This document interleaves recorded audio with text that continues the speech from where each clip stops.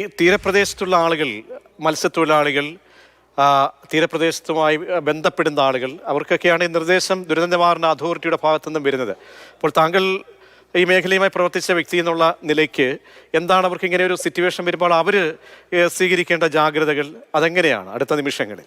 പിന്നെ ഇന്ത്യക്ക് national contingency oil പൊല്യൂഷനെ പറ്റിയുള്ള ഒരു നാഷണൽ കണ്ടിൻജൻസി പ്ലാൻ ഉണ്ട്. അതിന്റെ ചെയർമാൻ കോസ്റ്റ് ഗാർഡിന്റെ ഡയറക്ടർ ജനറൽ ആണ്. അത് അതിലെ എല്ലാ ഡീറ്റെയിൽസും കൊടുത്തിട്ടുണ്ട്. എങ്ങനെയാണ് ഇങ്ങനെയുള്ള അവസ്ഥ വരുമ്പോൾ ചെയ്യേണ്ടത്, ആരൊക്കെയാണ് അതിൽ പങ്കെടുക്കേണ്ടത് എന്നുള്ള ഒരു ടീം അവർക്കുണ്ട്. ആ ടീം കേരളത്തിൽ നിന്നുള്ള എൻവയോൺമെന്റൽ അധികാരികളും തുറമുഖ അധികാരികളും എല്ലാം അടങ്ങുന്ന ഒരു ടീമാണത്. അവർക്കൊക്കെ നേതൃത്വം കൊടുത്തുകൊണ്ട് കോസ്റ്റ് ഗാർഡ് അത് ചെയ്തുകൊള്ളും. പക്ഷെ അത്രയൊന്നും ആഴത്തിൽ നമ്മൾ പോകേണ്ട ആവശ്യമില്ല. കോസ്റ്റ് ഗാർഡിനോട് ഞാനിപ്പോൾ സംസാരിക്കുകയാണെങ്കിൽ എനിക്ക് കൂടുതൽ മനസ്സിലാവും. പക്ഷെ അതിന്റെ ആവശ്യം വരുന്നുണ്ടെന്ന് എനിക്ക് തോന്നുന്നില്ല. കാരണം ഇത് സാധാരണ നടക്കുന്ന ഒരു സംഭവമാണ്. ഇങ്ങനെ ഒരുപാട് പ്രാവശ്യം 2-3 പ്രാവശ്യം പടിഞ്ഞാറൻ തീരത്തും കിഴക്കൻ തീരത്തും ഒക്കെ നടന്നിട്ടുണ്ട്. അന്തമാനിലും നിക്കോബാറിലും നടന്നിട്ടുണ്ട്. അതൊക്കെ അന്ന് ഞാൻ കോസ്റ്റ് ഗാർഡിലുള്ള സമയത്തൊക്കെ വളരെ ഭംഗിയായിട്ട് കൈകാര്യം ചെയ്യാൻ പറ്റിയിട്ടുണ്ട്.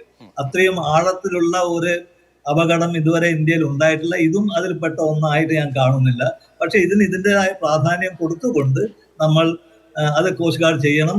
അല്ലാതെ നമ്മൾ ജനങ്ങളിൽ ഒരു പരിഭ്രമം ഉണ്ടാകേണ്ട ഇല്ല എന്നാണ് അങ്ങ് പറയുന്നത്. തീർച്ചയായും അത് വളരെ പ്രധാനപ്പെട്ടതാണ്. കാരണം വലിയ ഒരു അന്താളിപ്പ് സ്വാഭാവികമായും ഉണ്ടാകും. ഇങ്ങനെയൊക്കെ സ്പ്രെഡ് ചെയ്യപ്പെടുമ്പോൾ ഉണ്ടാകുന്ന അങ്ങയുടെ ആ ഒരു വിവരണവും ആ ഒരു വിലയിരുത്തലും വളരെ പ്രധാനപ്പെട്ടതായി തന്നെ ഉൾക്കൊള്ളുന്നതാണ്. ഒപ്പം താങ്കൾ പറഞ്ഞതുപോലെ തന്നെ വളരെ പ്രധാനപ്പെട്ട പ്രയോറിറ്റി ഈ ക്രൂ മെമ്പേഴ്സിനെ അവരെ രക്ഷപ്പെടുത്തുക എന്നുള്ളതാണ്. അപ്പോൾ അത് ഈ സമയം ഇപ്പോൾ 7 മണി കഴിഞ്ഞിരിക്കുന്നു. മറ്റെന്തെങ്കിലും വെല്ലുവിളികൾ ഉണ്ടോ? അറിയിപ്പൊന്നും ഇതുവരെയും വന്നിട്ടില്ല. 9 പേരെ രക്ഷപ്പെടുത്താൻ കഴിഞ്ഞു എന്നുള്ളതാണ്. ബാക്കി 15 ആളുകളുണ്ട്. അപ്പോൾ അവിടെയും നമുക്ക് ആശങ്കപ്പെടേണ്ട ഒരു സാഹചര്യമില്ല.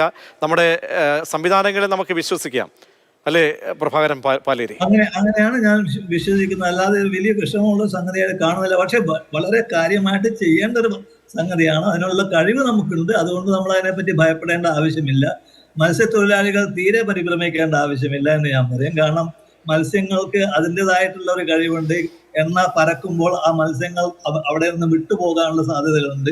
ചെമ്മീൻ ഇങ്ങനത്തെ മത്സ്യങ്ങൾ മാത്രമേ പെട്ടെന്ന് അവർക്ക് ഒഴിഞ്ഞു പോകാൻ പറ്റില്ല.